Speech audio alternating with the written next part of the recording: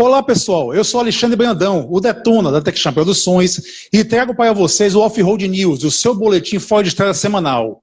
Hoje faremos nosso quadro Live na Lata, onde responderemos de forma simples e sincera todas as suas dúvidas do assunto. E o tema de hoje são para os apaixonados pela marca Suzuki Vitara e GM Tracker 4x4. Para falar sobre esse assunto, ninguém melhor do que nosso especialista, Guilherme Nuski, nosso Fanta do mundo off-road. Seja bem-vindo, Fanta. Fala, vamos nessa. Vamos lá. Nós temos um Vitara 1997 e pode acreditar, somos velhinhos, mas nos respeitem nas trilhas, que vem as perguntas sobre o Vitara e Trackers 4x4. Vamos lá, Fantinha. Bora. Nosso especialista, fale um pouquinho sobre o histórico do Suzuki Vitara para a gente. Só do Vitara, então? Bom. Isso. Começando todo o processo. Para fazer a live eu dei uma estudadinha no assunto, né? Então é legal. Eu tinha coisas da Suzuki que eu não conhecia. Por exemplo, eles começaram em 1909 fabricando teares, né? Máquinas de tecelagem. E depois eles tentaram fabricar carros antes da Segunda Guerra, não conseguiram. Depois da Segunda Guerra começaram a fabricar umas bicicletinhas motorizadas, viraram motocicleta. Na década de 50 começaram a fabricar carro. Depois, no fim da década de 60, eles adquiriram uma pequena empresa chamada Hope, lá do Japão, e se meteram a fabricar pequenos jipinhos. O Jimny foi o primeiro deles em 1970.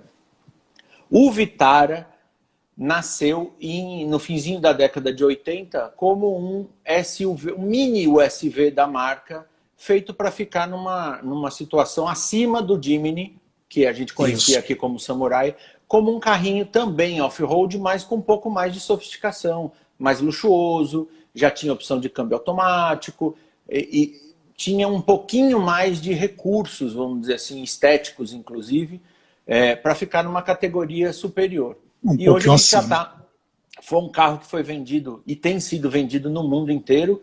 A Suzuki tem, pelo que eu li, 192 países onde ela tem carros sendo vendidos. É uma empresa de muita penetração no mundo inteiro. Ela faz parceria com tudo quanto é vendedor e fabricante pelo mundo. E o Vitara foi um dos carros-chefes deles, que também foi muito difundido, já está na 4ª geração agora, é produzido desde o fim da década de 80 em determinadas gerações, com motores diferentes em diferentes lugares do mundo. Então, é um carrinho muito interessante porque é um participante global do off-road, né? A Suzuki tem uma participação muito interessante com esse conceito específico de produção de veículos off-road pequenos e miniaturas, né? O Jimny é considerado mini carro no Japão. Isso. Então eles focam nos carros off-road de pequeno tamanho, motores menores, e exploram exatamente esse nicho aí, inclusive por questões tributárias, pelo que eu li. Toca o barco. E lógico que é uma marca maravilhosa e nós aqui em casa amamos de paixão. Estamos aqui com o Crias e Manias, nosso amigo Gilbertinho, que é um dos nossos patrocinadores master da TechChamp Produções, Clube do Tracker em peso, minha sogra sempre com a gente, a família Brandão conosco, OB, um dos nossos diretores do Bahia Expedition. Aqui não é Magali, é o celular da filha dele, Injecta Auto Center, os dois estão prontos para entrar em Hollywood. Comichão, nosso mestre na área, quinta-feira vai estar conosco. Smiggle, bom demais, Smiggle. Clube do Tracker Alagoas, sejam bem-vindos. Force Off-Road Araruana, Rio de Janeiro, bom demais. Highlift, Safety Car Off-Road. Primo, excelente, Primo. Fizemos uma matéria muito boa de radioamadores, que já está no YouTube, lá no Off-Road News. Assistam, muito bom. E Vindo Sertões, sejam bem-vindos ao Off-Road News. Velho Eduardo, vamos lá. Vamos nessa.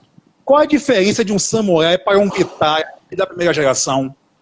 Bom, são carros diferentes. O Samurai que nós tivemos no Brasil é o Suzuki Jimny. Esse nome Samurai é um dos, sei lá, mais de 5 nomes que ele tem pelo mundo. Mas o pequenininho da Suzuki, o mini jipinho, chama Jimny desde 1970, quando ele começou a ser fabricado. Aqui no Brasil ele ganhou o nome por escolha de Samurai. Ele é um Jeep pequenininho, eixos rígidos, veio para o Brasil com feixes de mola na frente e atrás, ele é bem mais simples, motores pequenininhos, sempre câmbio manual, sempre 2 portas e por aí vai. O Vitara, como eu disse, a Suzuki já projetou o Vitarinha como um mini SUV. Então ele já tinha versões de 3 ou 5 portas, ele já tinha motores um pouquinho maiores, já tinha opção de câmbio automático, já tinha mais sofisticação. Então, é um carrinho com uma posição hierárquica e de luxo, vamos dizer assim, superior ao Jimny. O Jimny é a essência do jipinho, tanto que o código dele é SJ, de Small Jeep. Com certeza. Rapaz, é bom demais. Você vê que a matéria, quando é boa, de falar de Suzuki Vitara, de GM Tracker 4x4, todo mundo aparecendo, porque é um histórico. Todo mundo passou por um Vitara, passou por uma Tracker, porque é paixão.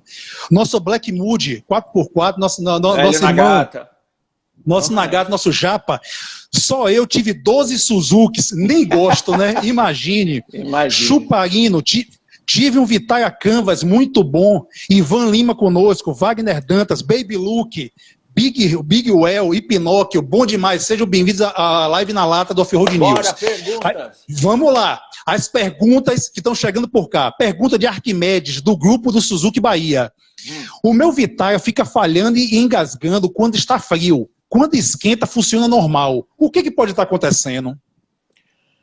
Bom, pressupondo que é um Vitara, então ele tem injeção eletrônica, eu investigaria nessa ordem. Primeiro, a ignição, velas e cabos. Segundo lugar, injetores, para ver se está tudo limpo e injetando direitinho. Verificaria a pressão de combustível para ver se está em ordem e o sensor de temperatura. Porque se o sensor de temperatura não disser para o motor que ele está frio, o motor não injeta aquela quantidade a mais, como se fosse um afogador, né? E o motor tem dificuldade de pegar. Isso. Então, vá por, vamos dizer assim, por setor. Ou eliminação. Garanta que seu carro tenha uma boa ignição, que a faísca esteja saudável. Garanta que seu carro tenha uma oferta de combustível correta, com o injetor certo, a quantidade de combustível certa, a pressão de combustível certa, filtro desentupido, tudo isso. E, por último, você passa para essa questão de verificação do cérebro, como a injeção está funcionando e o que ela está recebendo em termos de sinal, principalmente do sensor de temperatura. Toca o barco. Show de bola, Fantinha. Mais uma pergunta feita por nosso amigo Zé Cumieira, pelo e-mail especialista@offroadnews.com.br. Estou querendo comprar outro Vitarinha 97, porém estou com receio, pois ele está adaptado com motor AP 1.8, com muitas modificações, como, por exemplo, alteração na caixa de marcha, diferenciais, redução e etc. Essas coisas são adequadas para a estrutura do Vitarinha? Em princípio, pelo que eu estou ouvindo aí você falar, a adaptação do motor não me traz problema. O motor AP é um motor bastante leve, cabe no Vitara, Isso. Tem uma história de sucesso nessas adaptações, inclusive tem kits prontos para adaptação no câmbio do Vitara, uma série de coisas que não me dão medo. O que acontece é o seguinte, você está vendo para comprar um carro que foi extensamente modificado em outros componentes que são sensíveis da mecânica. Mexeram no câmbio, fizeram o quê? É só um X-crawlerzinho na caixa de transferência? É tranquilo. Se foi bem instalado, não tem problema. Diferenciais já é uma coisa que eu tomaria mais cuidado, porque isso exige mão de obra muito especializada. Tem que ser um serviço bem feito para que você não fique quebrando. E as outras coisas feitas em suspensão, lift, etc., também tem que ser feitas com juízo, porque em se tratando de um carro pequeno, esses exageros, às vezes, levam a quebras constantes da parte de árvore de transmissão, homocinéticas, tudo isso. Então, se você não é uma pessoa que pode consertar sozinho o carro e depende de oficina, compre o carro mais original possível. Porque senão você vai ser um escravo de oficina o resto da vida, né? Com certeza, esse daí tá mexido. Pessoal, podem ir mandando suas perguntas que vão ser feitas ao vivo com respostas na lata. Nagata falando por cá.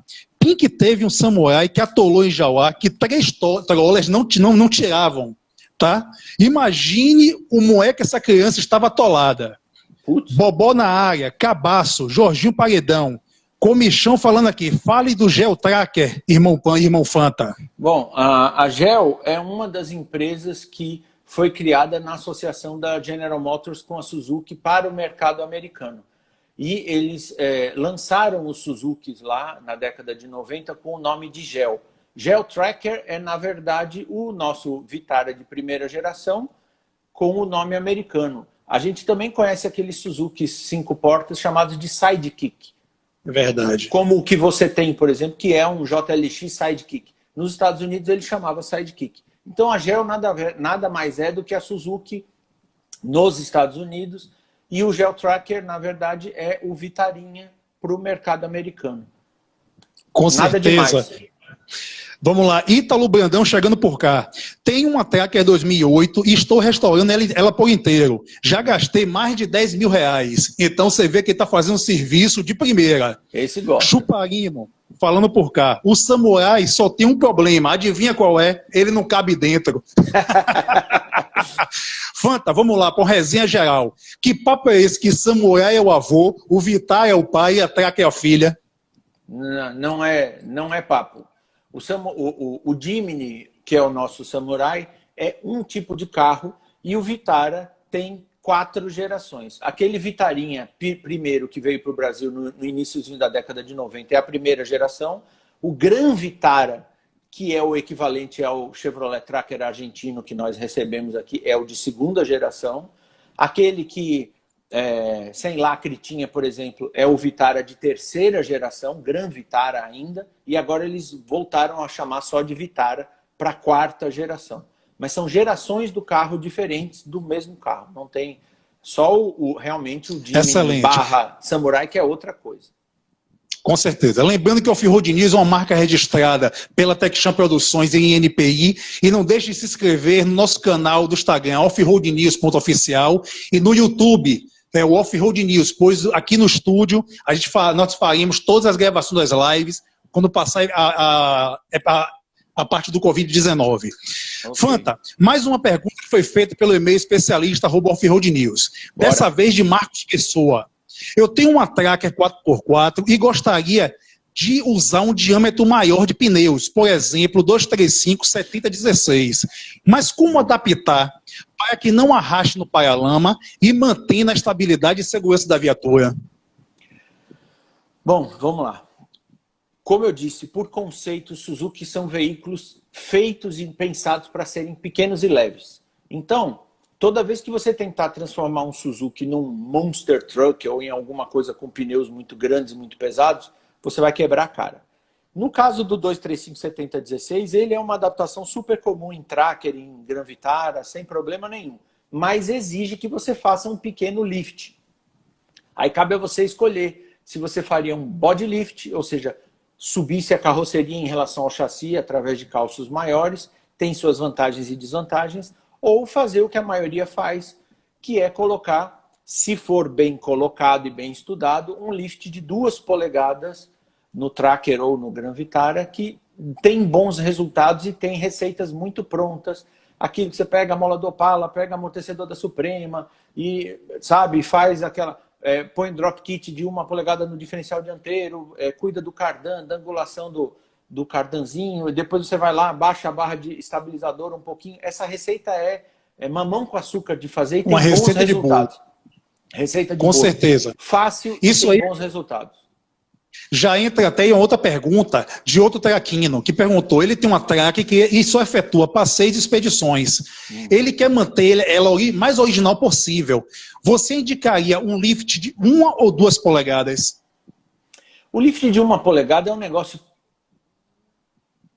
tão sem efeito, né, que não vai permitir a ele usar um pneu um pouquinho maior e não vai dar para o carro, vamos dizer assim, uma capacidade off-road maior por causa de 1 polegada. Enfim. Então, ou ele mantém o carro todo original, certo? E investe nas coisas que são importantes. O que é importante num bichinho desse aí? Ele tem para-choques plásticos. Investir em bons para-choques de aço é um bom investimento, inclusive porque você pode colocar ali o guincho normalmente, que é um outro bom investimento. O lift, nesse caso, para coisas muito leves, poderia ficar em segundo plano, apesar de não ser um investimento muito grande. Então, eu iria ou para um lift logo de 2 polegadas, para você ganhar um pouquinho realmente de altura, poder usar pneus um pouquinho maiores e colocar o seu carro mais direcionado para o uso off-road, mas eu não deixaria de investir no que é fundamental. Bons pontos de ancoragem, um guinchozinho e, se sobrar um dinheiro, porque é muito caro, bloqueio, que é a única coisa que vai transformar o seu carro da água para o vinho. bloqueio. Ok. Ok. Para aqueles que necessitam de um vão maior de ataque, você recomendaria, além do lift de suspensão, um Bud Lift? E, por favor, explique para todo mundo o que é um Bud Lift. Bom, vamos voltar então. O lift de suspensão significa que você vai colocar molas maiores de alguma maneira ou fazer uma regulagem das barras de torção de maneira a você ter uma maior distância do carro para o solo. Ou seja, você vai subir o carro. Tudo bem? O body lift só é possível em carros que têm chassi perimetral, ou seja, em que o chassi e a carroceria formam conjuntos separados. Aí você pega a carroceria, que é a parafusada em cima do chassi, aumenta os calços e isso faz com que a carroceria suba em relação ao chassi. Muita coisa acontece, você vai ter problema com mangueira de combustível, com canais de freio, com alavanca de marcha que precisa ser esticada, com radiador, uma série de coisas. Mas é uma coisa várias fácil. Adaptações. Gera uma série de adaptações, mas é uma coisa fácil de fazer relativamente. Com um cuidado de que o comportamento do carro em acidentes, em pancadas, fica diferente, porque a carroceria está mais afastada do chassi, não está tão bem apoiada. Mas isso cria, sim, espaço nas caixas de roda, cria espaço para a suspensão viajar um pouco mais, com pneus maiores. Isso. Pode ser uma solução, sim, se você vai partir para um off-road mais sério. Mas aí fica a minha pergunta. Vale a pena tentar transformar o conceito do Suzuki numa coisa que ele não é? Ou vale a pena investir logo num carro maior, se você quer coisas grandes, com rodas grandes, etc.? Com certeza. Tem que pesar. Vamos lá, primo falando por cá, que teve um Vitaya Canvas e depois uma Tracker a diesel com motor Mazda. Vinícius Yamazaki conosco, Márcio Vitória, Kaká da Lagoinhas Off-Road, Bode Márcio Kaká falando por cá que ele tem um com motor AP 1.8, que é o que tá show de bola. O Alelis, ou a 06, perguntando por cá. Por favor, especialista, fale um pouquinho sobre a utilização de gás natural nas Tracker. Bom, gás natural, se for bem instalado, em geral não traz prejuízos severos para o motor, principalmente se você vai usar um kit já com alguma eletrônica. Eu não tenho conhecimento de kits de quinta geração, que são aqueles que usam injetores eletrônicos individuais, etc., para tracker. Talvez exista, eu não tenho essa informação. O de terceira geração, com certeza tem. O problema é o seguinte, os Chevrolet Tracker pararam de ser ofertados aqui no Brasil, nessa geração Suzuki, em 2008, 2009, salvo engano. Então já são carros que têm aí 12 anos, 11 anos nas costas, pelo menos. Aí você tem que fazer uma instalação muito bem feita e você tem que fazer uma avaliação da mecânica do carro para ver se o motor está em boas condições, para que você possa ter alguma vantagem no uso do GNV, que realmente é mais barato de abastecer, papapá, mas tem que ser feito você está fazendo isso num carro antigo, é isso que eu quero dizer. Então faça isso com critério. Eu não vejo nada contra. Eu só não gosto de GNV em carro antigo com câmbio automático. Aí eu realmente não recomendo. Ok, show de bola. Fanta, o que é um drop kit? Bom, quando você faz lift na suspensão, um dos fatores que você desalinha, ou seja, um dos problemas que você cria, é que você, num carro pequeno como é um Suzuki, você abaixa as bandejas por causa de molas maiores e você angula muito a árvore de transmissão, ou seja, você vai fazer com que suas homocinéticas vão trabalhar num ângulo para o qual elas não foram inicialmente imaginadas. O que o drop kit faz? O drop kit mais comum é o drop kit do diferencial dianteiro, que no Vitara ou no Tracker, por exemplo, é preso na carroceria, né, no chassi do carro. Então você descendo ele um pouquinho, apesar de você perder um pouquinho de vão do solo, você volta a transmissão para um ângulo razoável. Então, se você faz um lift de 2 polegadas num tracker e põe um drop kit de 1 polegada, para a transmissão o lift seria de 1 polegada. Essa diferença seria menor e você prolonga a vida dos componentes. Mas isso pode ser feito no eixo cardan, isso pode ser feito na caixa de transferência, que é muito comum nos carros da Jeep, né? Por causa das angulações, você descer um pouquinho a caixa de transferência. Então, o drop kit é isso, é um espaçador para fazer com que ângulos da transmissão voltem para um lugar mais razoável, para uma medida mais razoável. Ok. Beira-Mar, Jadson na área, Gustavo Vargas, Jailton Alves Filho, Marcos Lobo, sejam bem-vindos ao Off-Road News. Vamos lá, Surf e Trilhas, falando por cá. Fiz algumas modificações, na sua maioria, na grande maioria, naquela prática do faça você mesmo, pois as modificações dependiam de oficina e foi o sofrimento na vida dele. Vamos lá, saudações do Rio de Janeiro, de Diário de Judite, perguntando, válvula EGR isola ela ou não? Em Suzuki? Uhum. Enfim. A válvula EGR depende muito do tipo de motor. Em geral, a gente ouve falar mais de problemas com válvula EGR, que é a válvula que recircula os gases da descarga, em motores a diesel, certo? O grande problema é o seguinte, quando você isola a válvula EGR de um carro que não está contando com a existência dela no sistema eletrônico, você, em geral, não tem problemas. Mas existem motores mais modernos em que a válvula EGR é ligada e o funcionamento dela é controlado pela central eletrônica do carro. Então, na mesma hora em que ela deixa de funcionar por algum motivo, ou você interrompe a alimentação dela, ou você oblitera a passagem dos gases, ela vai sentir isso, a injeção vai acender a luz e aí você vai ter problemas.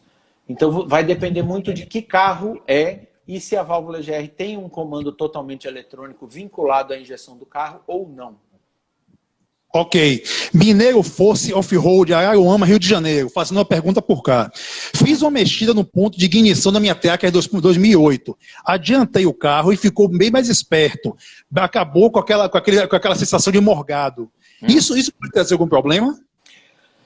Depende de como ele vai corrigir o ponto. O ponto não é estático, é um ponto de ignição para qualquer rotação. O ponto começa num certo valor e o motor, quando você tem carburador e distribuidor, é um sisteminha de mola que avança ele até determinado grau e volta conforme a rotação varia. E tem também ligações de vácuo, etc. Quando é injeção eletrônica, a injeção, em geral, fica usando o ponto que ela acha mais legal. Tem injeções mais novas, por exemplo, que tem NOx sensor. Então, se o carro começar a ter pré-ignição, ela volta o ponto. Se o combustível estiver ruim e o carro começar a falhar por excesso de ponto, ela volta o ponto. Eu não sei se no caso do seu motor isso existe. Adiantar o ponto inicial vai realmente deixar o carro com essa impressão dele estar com mais tesão, vamos dizer assim. Mas você tem que ter cuidado com o que acontece depois. Se ele tiver excesso de ponto, ele vai matar o fim de giro do carro, ou seja, o lugar onde ele vai desenvolver potência, né, em alta rotação, e você vai ter dificuldade, e em algumas situações você pode ter pré-ignição, o que pode, inclusive, quebrar ou furar um pistão seu por excesso de temperatura. Então, tome cuidado. Você tem que saber o que o motor é capaz de fazer com o ponto de ignição. Isso varia de injeção para injeção. Com certeza, aí o prejuízo pode chegar forte. Tem que tomar cuidado. Pinóquio falando por cá. Quando ele não tinha lift na Tracker, ele retirava os para-choques dianteiros para poder colocar os lameiros, para poder não bater. E comichão, falando por cá, o que você faria de preparação no motor J20A da Tracker? Aspirava, turbo, algum tipo de charge? Não faria nada. Pelo seguinte, esse motorzinho que vem da Tracker J20, ele é um motorzinho bom do jeito que ele sai da fábrica. Ele tem alguns problemas de lubrificação que são conhecidos. E eu já pesquisei até com gringo isso na época. Fui lá ver o carro dele, papapá. Estudei uma série desses motores abertos e não gostei de algumas coisas. Eu não acho que esses motores sejam ideais para receber preparação de grande aumento de potência tipo turbo ou supercharger. Se for uma coisinha muito bobinha, tudo bem. Mas eu acho muito melhor se você tem uma Tracker e quer ter um motor super potente, fácil de mexer, turbinável, etc. Joga o J20 fora, bota um AP. Ou bota um GM, por exemplo, 2.0, 2.2, que é muito mais fácil de mexer. Muito mais barato. E aguenta a pancada. Ok. Fanta, como estamos falando de viaturas, especificamente com veículos com mais de 12 anos de fabricação, muitos grupos ainda discutem sobre o óleo correto para as viaturas. O que é que nossos especialistas têm a falar sobre isso? Use o óleo do manual. Pronto. Isso. É simples Porque tem assim. uma briga, o pessoal quer usar sintético, quer usar semissintético, quer continuar Não, com mineral. Então, use o tudo manual bem. ainda. Use o do manual. O do manual vai garantir que o seu motor funcione bem. A questão de usar óleo sintético em motores antigos é um pouco controversa. O óleo sintético é melhor do que o óleo mineral em tudo. Mas existem motores que já são antigos, já tem borra, já tem sujeira, em que o uso do óleo sintético não vai lhe ajudar. Você vai gastar dinheiro e você não vai ter a correspondente melhoria da coisa. Pega o meu Gurgel, por exemplo. Ele não foi feito para usar óleo sintético. Posso usar? Posso. Mas não existem óleos sintéticos com facilidade no grau de viscosidade que o Gurgel usa, que é um pouquinho mais grosso, vamos dizer assim. Então já é uma primeira dificuldade. Óleo semissintético é tranquilo porque a grande maioria dos óleos hoje é o que a gente vai usar praticamente em qualquer carro. E óleo sintético só se você tiver a viscosidade correta e você quiser investir nisso. Mas se você tiver que trocar a viscosidade para poder usar óleo sintético, não faça. Use o óleo do manual que você está bem coberto. Ok. Só pra você ter ideia. Olha a quantidade de perguntas chegando por cá. A brincadeira é boa. 099 Off-Road News, Off-Road Park, nosso amigo Lucas, parabéns, Detona e Fanta, show de bola, Vamos irmão. lá. Tamo junto. Ó, Vino Sertão, fazendo pergunta por cá. Especialista, a instalação do bloqueio é uma coisa de alta, média ou baixa complexibilidade? Altíssima complexidade. Pelo seguinte, quando você instala um bloqueio, em geral o bloqueio substitui a caixa satélite, certo? Então você vai ter que tirar a coroa que está no seu diferencial e colocar numa caixa satélite nova. Em geral é assim. Existem bloqueios menores do tipo Lunchbox, em que você só substitui as planetárias. Aí a complexidade é menor.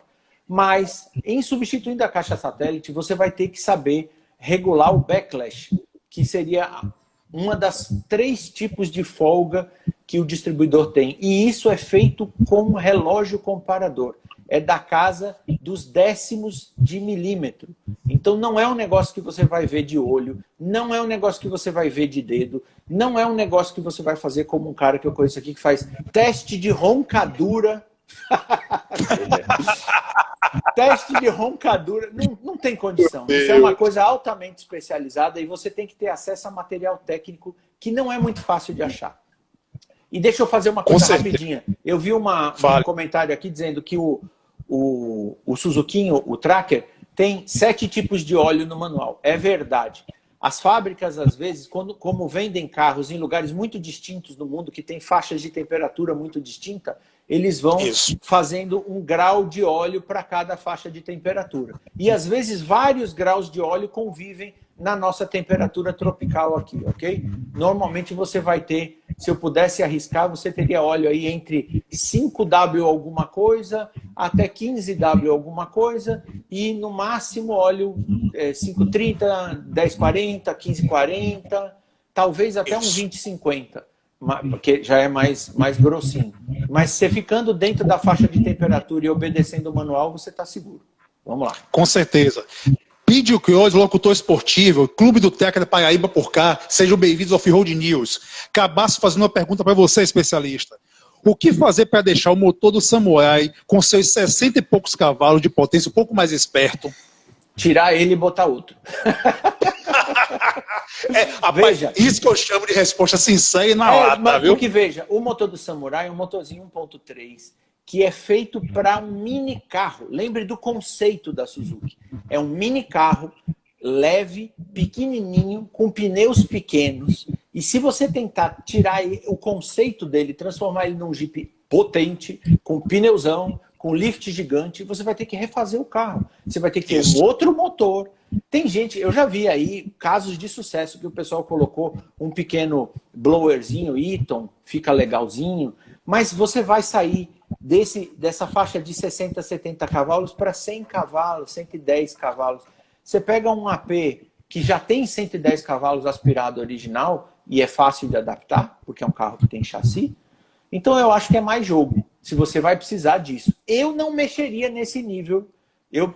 Se eu tivesse um Samurai e coubesse no Samurai, que tem esse problema, que tem mesmo. Se o meu pezinho conseguisse mexer nos pedais ali, eu deixaria ele mais perto do original possível, botaria um guinchinho, pneuzinhos bonzinhos e um bloqueio. e aí sobe parede. Imagina o samurai, Fanta, Detona e Chuparino, meu Deus do céu. Vamos lá, Fanta, outra dúvida dos grupos de Suzuki e de Tracker. Velas de Iridium, o que é que você acha? Desnecessário. Não esqueça.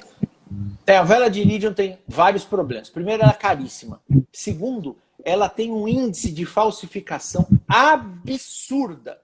Então você, eu vou botar uma vela de Iridium, vou comprar pelo Mercado Livre. 99% de chance de estar comprando porcaria, estar comprando uma vela falsificada. E as falsificações são perfeitas e você não tem como dizer. Então, onde é que a gente usa a vela de Iridium? Carros de altíssima performance ou originais de alta performance que precisem de velas de Iridium e tenham um sistema de ignição próprios para esse tipo de vela. Se você quer uma vela melhor do que a vela de cobre original, você pode ir para velas de platina, vela com a ponta em V, são as V-plug. Você pode ir para velas de 2 ou 3 eletrodos, de boa, numa boa, mas a vela de Iridium é específica para uma coisa que o seu Suzuki não faz, ok? Vela de Iridium é para coisas de alto desempenho em geral. Ela tem uma durabilidade maior, é verdade, mas não compensa na parte financeira, porque você tem que importar, trazer do exterior, pagar imposto para ter certeza que você está comprando coisa original. Aqui no Brasil, a grande maioria é furada, sacou? Então, chamado esqueça a vela de Iridium. Pessoal do Bug de Barra do Camaratuba, Paraíba, Papo de Jipeio conosco, Capitão Nascimento, nossa reclamando, sejam bem-vindos. A respeito de remap para Tracker, o que é que você acha? Péssima ideia também, pelo seguinte, remap em motor aspirado é jogar dinheiro no lixo, porque o que você consegue vamos dizer, de melhoria no seu motor e o que uma empresa séria de remap cobra para poder fazer todo aquele processo na sua central, etc., não custa, é o preço do cavalo mais caro que existe. Você pagar 2, 3 mil reais para ganhar 10 cavalos, se ganhar isso vale tudo, porra, você está jogando dinheiro fora, cacete. Então faça outro tipo de coisa. Se você precisa de 10 cavalos, pelo amor de Deus, meu mundo vai acabar por causa de 10 cavalos, troque de carro. Com certeza. Com certeza. Fanta, uma dúvida frequente entre os jipeiros. Roda livre manual ou automática? E para aqueles que não conhecem, o que é uma roda livre? Bom, vamos começar então do começo. Roda livre é um dispositivo que tem por função desconectar a roda, o pneu e a roda, o cubo, do sistema de transmissão. Então, quando você gira a roda livre e desconecta, a sua roda vai virar independentemente do seu semi-eixo. Ok? Então, o que acontece? Enquanto você estiver andando em 4x2 com o carro, o seu diferencial dianteiro, os seus semi-eixos vão ficar inoperantes, eles vão ficar parados. Tá? A roda livre pode ser automática ou manual. A manual é aquela que tem a borboletinha que causa o engate mecânico e a automática, em geral, recebe um sinal de vácuo, em geral é vácuo, e acopla. Ok? É muito comum que o que a gente chama de roda livre a vácuo não seja nos cubos, seja simplesmente um acoplamento de um dos semi-eixos, ali como a Mitsubishi faz, por exemplo. Né? E tem outros que tem realmente uma roda livre em cada cubo e o vácuo chega até ali e ela tem um atuador. O problema da roda livre a vácuo é que, malgrado ela seja mais confortável de usar realmente, ela tem todo um sistema de vácuo, mangueirinhas, acumuladores e não sei o quê, que se falharem, você pode ter chateações. Então, eu gosto mais da roda livre manual, desde que ela seja bem dimensionada. Com certeza. Sem tração na área. O comichão falando por cá. É como a gente diz, toda adaptação do Suzuki converge para Gol. Não tem por onde correr. Luiz Bocardi. Pode comentar mais sobre os problemas de lubrificação do J20A que foi falado?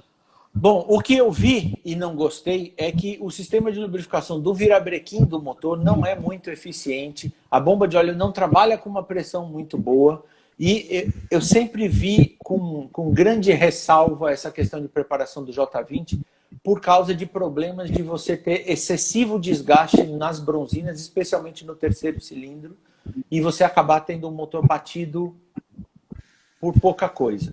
Então, Para preparações, eu não sugeriria esse motor. Eu sugeriria um motor mais barato, mais parrudão e que você tenha facilidade de ter peças especiais. Vou te dar um exemplo.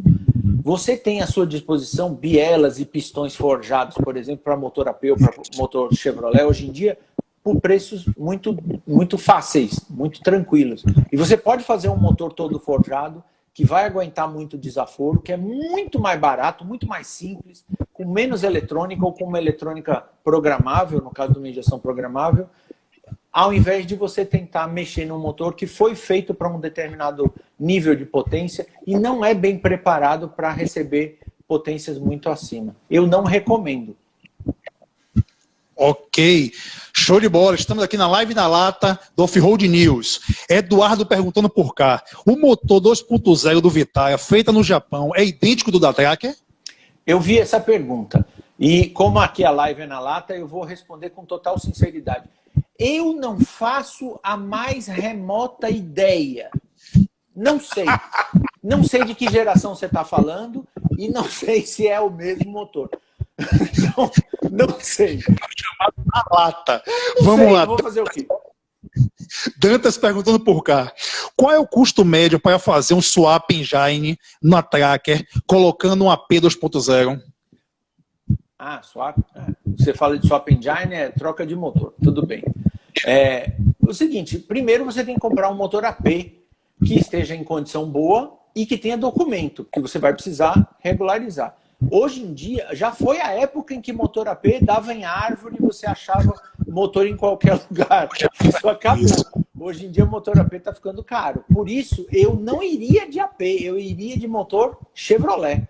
Eu iria de motor ou 1.4 aí da Montana e do Corsa, ou 1.8 que era do Corsa, que é da mesma famíliazinha, ou passaria para os motores um pouco maiores, que vem desde lá do Monza, Cadete, Vectra, Astra, etc., que é o Família 2.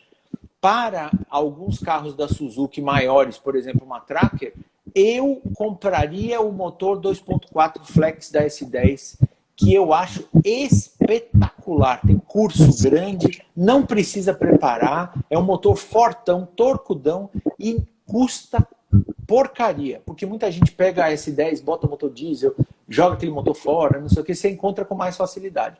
AP só se você conseguir um motor legal. Aí eu tenho um problema. AP vem de 86 até 2000 e cacetada. Que motor é? É 1.6, 1.8, 2.0. É 2.0 injeção FIC? É 2.0 Bosch? É 2.0 Marelli? É 2.0 de alta taxa ou de baixa taxa? Ele é carburado ou ele é 1.8? É carburado, é injetado, é MI? O que ele é? Então, o que a gente chama de motor AP são 50 tipos de motor diferentes. Lembra quando a gente foi comprar o seu, que a gente foi conferir o código para saber o que era aquilo ali? Então, com certeza. É isso aí. Como você vai investir, tem que investir, tem a documentação, você tem que ter um que se adeque à sua realidade, o que você quer fazer. Agora, Fanta, você está falando 2.4 da GM. Tem cockpit para poder colocar esse motor tanto no Vitara como no Tracker? Tem. Tem espaço, é o seguinte, o 2.4 GM tem um bloco alto por causa do curso, mas ele é do tamanho de um motor 1.8 de Cadete ou um 2.0 de Vectra ou de Monza ou de qualquer coisa assim. Externamente ele não é maior do que um motor. E ele foi colocado pela fábrica na S10 na posição longitudinal. Esses motores Família 2 só estiveram em posição longitudinal no Ômega 2.2 e 2.0, na S10 2.2, seja ela multipoint, monopoint, etc. E na S10 2.4 depois ganhou esse motorzinho também. Os outros eles colocavam, nos outros carros eles colocavam em posição transversal. Então, sendo um motor que veio de um carro que tinha um motor longitudinal também, fica mais fácil. Posição dos coletores, né, uma série de coisas. Show de bola. Clube do Tracker de Brasília conosco também. Show de bola. Bem-vindos. Estou querendo fazer o desafio de chupaíno aqui, hein? Correr um rally dentro do Samurai. Eu, você, e chupaíno. Imagine que maldade do Samurai. Vai quebrar o carrinho. Ó, minha sogra perguntando por cá. Por que a Tracker tem um delay da primeira para a segunda marcha? O que ele chama de delay talvez seja um problema de escalonamento do câmbio. A diferença numérica da redução da primeira para a segunda marcha é muito grande. e aí o motor perde rotação, e principalmente se você tiver então com pneus grandes, você vai ter essa sensação de falta de torque, né? Porque cai muito giro, você sai da faixa otimizada do motor. Aí é um problema de conceito e de escolha da engenharia deles, lá que botou uma primeira marcha um pouquinho mais curta e uma segunda marcha longa demais e ficou um buracão. Tem alguns carros que tem problemas assim. Com certeza. Daniel perguntando por cá, qual a vantagem da roda livre na Tracker? Na opinião, segurança. Colocar uma roda livre manual não tem preço. A vantagem da roda livre na Tracker é você parar todo o sistema, ok? E você ter essa escolha de deixar o sistema parado ou conectado. É uma escolha muito pessoal, depende de você ter esse gosto, esse investimento e esse saco de, antes de entrar na parte braba da trilha, acionar a roda livre para a sua 4x4 funcionar. Mas é um item a mais para quebrar também, né? Então tome cuidado. Uma coisa, Fanta, vale todo o dinheiro, que é um investimento pequeno, e a segurança de roda livre manual não tem preço, viu? Eu gosto. Eu também gosto muito. Ítalo Brandão falando por cá. Comprei os rolamentos da roda traseira e retentores originais. Alguma dica para fazer a substituição? Use um bom mecânico. Não esqueça, rolamento não é feito para tomar martelada. Rolamento é feito para ser instalado com prensa, com guias corretos, com uma pessoa que saiba o que está fazendo. E retentor nem se fala, né? Retentor tem mecânico que estraga o retentor ao tentar instalar. Então, uma pessoa que sabe o que está fazendo, tem as ferramentas corretas, sabe qual é a pré-carga do rolamento que vai ser usada, o cara tem experiência para não deixar folga, tudo direitinho, e aí você tem um serviço bem feito. Aí é uma coisa para ser feita por quem não é curioso, por quem é profissional. Com certeza, show de bola. Giovanni Guzmán perguntando aqui por cá. Bicos da Gran Vitaia G3 com aqueles 12 microfuros, vale a pena colocar os bicos da Tracker de 4 furos? Você substituir o bico de 12 furos por um de 4 furos? É essa a ideia? Acho que entendi aqui na pergunta. Porque é o seguinte, esses bicos mais modernos que tem multifuro, eles fazem uma nuvem de combustível, atomização de combustível muito mais eficiente. O que é muito comum é você pegar carros antigos que tem bico de 1 furo ou de 4 furos mais antigos e substituir, dentro do possível, por bicos de melhor atomização. Isso até ajuda o consumo. Mas o problema é que bico injetor não é uma coisa que você tira de um carro e bota no outro. Cada um tem sua faixa de impedância, seu tamanho, sua vazão. Então você só pode substituir um por outro se eles forem compatíveis, se não causar problema na injeção por causa da impedância, etc. E substituir o de 12 por um de 4 você não ganha nada e vai perder a atomização. Vai usar um sistema mais antigo, né, mais arcaico. Com certeza, está fazendo um downgrade, está retornando. Não vai não. Fanta, qual é o guincho ideal para as viaturas estilo Vitaia e Tracker? 9.000 libras é mais do que suficiente. Bom, ok. Acabou. Show de bola, simples e prático. Outra pergunta pessoal, qual a diferença entre chassis monobloco e chassis integrado? Bom, vamos lá. Chassi perimetral é o chassi igual o de um caminhão. O que ele faz? Ele comporta toda a mecânica, a suspensão, transmissão, tudo fica nessa estrutura, que normalmente é uma estrutura retangular. Os americanos chamam de ladder frame, né? Como se fosse um chassi em forma de escada. Ok? A carroceria, nesse caso, é parafusada em cima dessa estrutura, mas são estruturas completamente diferentes. Se você botar uma direção no chassi com um suporte e os pedais, você sai rodando com o carro, basicamente. A estrutura integrada já começa a ser uma coisa híbrida. Por quê? Com a modernidade, algumas empresas começaram a fazer SUVs com uma estrutura monobloco mais reforçada, onde você vê nitidamente longarinas ali na estrutura. Caso da Pajero Full, caso da Vitara de terceira geração, que passou a ser monobloco, e etc. Então é um sistema em que, como se você soldasse a carroceria e o monobloco numa peça só. Certo? É um monobloco mais reforçadão. E o monobloco normal é uma estrutura autoportante, né, que agrega toda a lataria, todo o interior, vidro, porta, tudo, e a mecânica e suspensão na mesma casca, na mesma estruturazinha.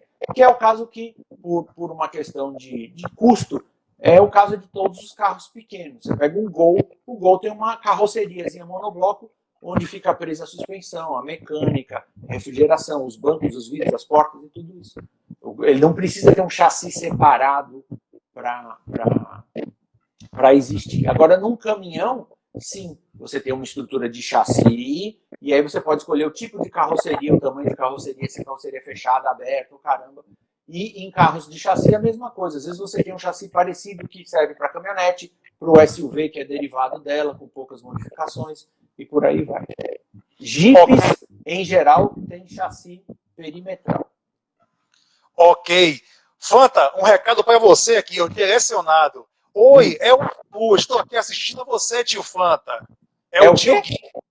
Tá falando aqui, ó. Oi, é o Arthur. Eu estou aqui assistindo o Gui. Um beijo pro Arthur, meu sobrinho, é isso aí. O Dadil também assistindo, um abraço. Zeca na área, Fúria 4x4. Roberto Rolim ainda está aqui com algumas dúvidas em relação à parte de roda livre. Usando a roda livre na Tracker, estando selecionado 4x4, o câmbio de 4x4 dentro funciona normalmente? Não entendi bem, mas deixa eu... Se a roda livre estiver desconectada, e a sua alavanca engatada, todo o sistema vai girar. Ou seja, vai girar o câmbio, a caixa de transferência, o cardan dianteiro, o diferencial dianteiro, as duas semi-árvores, as duas homocinéticas. Só as rodas não vão receber torque porque elas estão desconectadas. Uma vez que você conecte, essa spline, essa engrenagem se conecta e aí você tem transmissão de torque para a roda.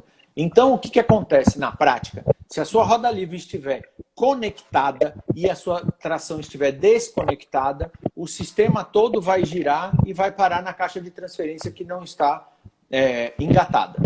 E se você tiver com a roda livre desconectada e o sistema engatado, ele vai girar junto com o motor, com a tração traseira, etc. E o torque não vai chegar na roda, porque a roda livre vai estar desconectada. Então, sempre para você ter tração 4x4, e se você tem roda livre, ela tem que estar conectada, engatada, e a sua caixa de transferência também. Ok. Sérgio Luiz foi pedindo por cá. Tem como fazer um breve comparativo entre o motor da Tracker e da TR4? E saber qual é... Olha, eu não vejo melhor ou pior. Eles são motores de alguma forma semelhantes, porque veja só, vamos pegar os dois 2.0, né? O motor da Mitsubishi é 2.0, tem mais ou menos 130 cavalos, tem 2 comandos, 4 válvulas por cilindro, injeção multiponto. O motor J20 é exatamente a mesma coisa. Eu só não sei, tá aí uma coisa que depois tem que me lembrar, se o J20 é 16 válvulas ou não. Mas enfim, eles são muito parecidos em tamanho, em peso, em potência. O da Suzuki também fica na faixa de 120 cavalos, né? 110, 120 cavalos. Então, não tem melhor ou pior. Eu acho que o motor da TR4, para preparação e para abuso, ele é mais forte. Não esqueça que esse motor da TR4, que chama 4G63, nessa versão aí 2.0, ele tem versões turbo. E uma versão parecida com esse motor do TR4 é a versão que foi para os Lancer Evolution. Não é o mesmo motor, é uma versão parecida. Mesma cilindrada, etc. Mas é de uma outra família. Mas esse motor da TR4 aguenta alguma preparação e o motor da Suzuki eu não recomendo para isso. Então, na questão talvez de parrudice, o da TR4 ganha um pouquinho. Mas são equivalentes. Na forma original, são equivalentes. Se bem tratados, duram a mesma coisa. Isso, nós teremos uma live na lata daqui a 15 dias só sobre Pajeros. Então, aguarde que vai ter muita coisa boa. Bom, vamos lá. Perguntando por cá. Lift de nylon ou borracha? Aí eu estou admitindo que você está fazendo lift com espaçadores, coisa que eu pessoalmente não gosto muito, mas aí eu só usaria nylon, não borracha. Porque a borracha vai tender a deformar e aí você pode ter diferença de altura no carro e problemas. Ok. Roberto Rolim, Qual é a marca do guincho que serve, ou qualquer marca vai satisfazer, só apenas sendo 9 mil libras? Em termos de capacidade, 9 mil libras é mais do que suficiente. Em termos de marca, você tem que fazer o dever de casa, porque eu não posso indicar marcas aqui, conversar com seus colegas, mas você vai ver que existem marcas de guincho vendidas nas lojas de 4x4 que são mais ou menos constantes em todas as lojas, vendem mais ou menos a mesma marca, porque são marcas que não dão problema. E num carro leve assim, um guincho de 9 mil chinês que seja de qualidade razoável, que é o que a maioria das pessoas usa, é barato e é tranquilo de usar. Ok. Fanta, os últimos 5 minutos de live, para você ver que o assunto é bom, o tempo passa voando. André Escazarato, perguntando por cá. Qual é a mola dianteira que eu posso usar para fazer lift de polegadas sem necessidade de utilizar calço? Mola dianteira? Isso. Bom, tem gente que já me disse que mola de Opala 6 cilindros com ar-condicionado cortada, um elo, funciona. Eu, como nunca tive uma Tracker ou uma Suzuki Gran Vitara, eu nunca tive que vamos dizer assim, me deparar com essa questão, sacou? Então eu honestamente diria para você, pesquise. Porque eu não sei de cabeça de uma marca ou de um tipo de mola. Eu ouvi falar que a do Opala 6 cilindros com ar-condicionado tem um pouco mais de comprimento que ela poderia ser aproveitada na Tracker. Mas não tenho certeza para te dizer como, vamos dizer assim, como uma receita, sacou? Então, não adianta querer responder isso agora. Ok, já tem gente aqui, nossa Capitão Nascimento, falando que quer uma live sobre o Troller. Isso aí sai à frente. Vamos fazer. Uma coisa, aguarde que vai ter também. Tá? Carlos Américo conosco, Clube do Tec de João Pessoa, sejam bem-vindos. Fanta, estamos chegando. Tá falando aqui que serve para traseira a do Opala, não para dianteira. Então, isso que é verdade. Veja que interessante. Com certeza, porque normalmente o que a gente fez no nosso Vitara foi colocar o calço de nylon na frente, tá? Modificando o amortecedor, e no fundo a gente colocou a mola, uma mola maior, se não me lembro, de Opala mesmo. Com amortecedor de Suprema, né? Que na verdade é uma receita de bolo, que funciona bem. É o que dá. Na mola dianteira eu nunca tinha ouvido falar de uma mola específica para isso. Eu só tinha ouvido falar de adaptação de mola de Opala, mas você vê, na verdade para o fundo do carro, não para a parte da frente. Com certeza. Fanta, estamos chegando ao fim da nossa live sobre Suzuki Vitara e GM Tracker 4x4. Não tem para onde correr, tá? Porque se a gente levar um tempo a mais, o Instagram chega e corta a gente, ok? Bom, espero que tenha sido útil em alguma coisa. Vocês veem que, como a live é na lata, tem coisas às vezes que a gente não sabe responder ou não tem condição de responder imediatamente, né? É uma coisa que é feita para ser o mais espontânea possível. Mas se eu pude ser útil em alguma coisa, eu me divirto sempre, estou aqui à disposição. Vamos fazer de outros carros aí, de Pajero, de Troller, de Toyota, de Band, que é muito legal. Vamos fazer. Tá vindo aí, tá vindo aí. Não, é porque a gente não pode falar que vai ser lançado a partir de sexta-feira. Nós temos aqui Clube do Tec, Rio Grande do Sul, Bahia, Paraíba, que coisa bacana, cara. Como a gente diz, tá levando conteúdo e essas dúvidas tá sempre aparecendo. Aqueles questionamentos que não deram tempo de serem respondidos aqui ao vivo, mandem para a gente, para o especialista @Offroad News, que nós estaremos respondendo o mais rápido possível, ok? Lembrando que essa live será editada e colocada no YouTube, lá no Offroad News. Na próxima quinta-feira, a gente vai ter a Quinta dos Convidados, com o nosso João Paulo, nosso comichão da CMX, e Kaique Teixeira, do abridor da Extreme Off-Road. Então, imperdível. São dois especialistas e sabem tudo, né?